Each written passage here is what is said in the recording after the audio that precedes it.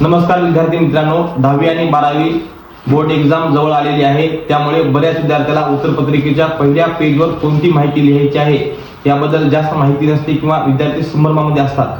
तर या व्हिडिओमध्ये आपण नेमकं त्या उत्तरपत्रिकेवर कशी माहिती लिहायची आहे याविषयी अधिक माहिती पाहणार आहोत। तर मित्रांनो, ह्या ठिकाणी सेंटर नंबर म्हणजेच केंद्र क्रमांक जो की तुमच्या हॉल तिकीटवर आहे त्या प्रकारे ह्या ठिकाणी लिहायचा आहे। समजा ह्या ठिकाणी केंद्र क्रमांक 5600 जो तुमच्या हॉल तिकीटवर दिला जाईल तो या ठिकाणी लिहायचा आहे। त्याच्यानंतर सीट नंबर म्हणजेच काय असतो, बैठक क्रमांक जो तुमचा परीक्षा क्रमांक असतो, बैठक क्रमांक असतो तो या ठिकाणी लिहायचा आहे। समजा L0 70777 अशा प्रकारचा सीट क्रमांक या ठिकाणी लिहायचा आहे।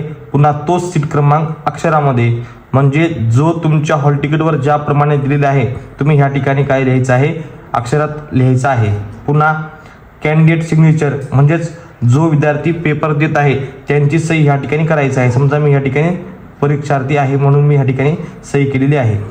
पुन्हा सुपरवायझर स्वाक्षरी म्हणजे जो तुमचा गार्डिंगचा शिक्षक असतो तो ह्या ठिकाणी सही करणार आहे। त्यामुळे ह्या ठिकाणी काही करायचं नाही, तर ह्या ठिकाणी रिकामा सोडायचा। विषय जो की तुमचा जो विषय आहे ठिकाणी विषय लिहायचा आहे। समजा आज मॅथ 1चा पेपर असेल तर मॅथ 1 ह्या ठिकाणी लिहायचं आहे। पुन्हा पेपरला डॅश करा मित्रांनो।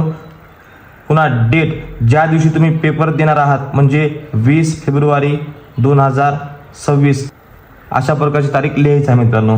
पुन्हा उत्तर लेखनाची भाषा जे विद्यार्थ्यांचं मीडियम आहे म्हणजे मराठी मीडियमचे विद्यार्थी असतील तर मराठी लिहा, जर इंग्लिश मीडियमचे विद्यार्थी असेल तर ह्या ठिकाणी मित्रांनो इंग्लिश लिहा। पुन्हा सेमीचे विद्यार्थी असतील तर या ठिकाणी इंग्लिश लिहा मित्रांनो।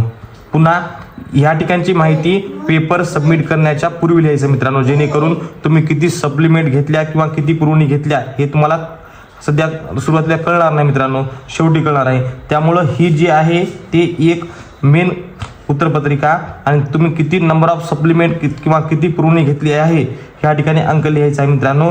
जर 1 घेतला असेल तर 1 लिहायचं, 2 घेतले असेल 2 लिहायचं मित्रांनो। मेन आणि 2 एकूण झाले मित्रांनो किती, 3 अशा प्रकारचा अंक ह्या ठिकाणी लिहायचा आहे। पुन्हा ह्या ठिकाणी खाली कोणतीही माहिती भरायचं नाही।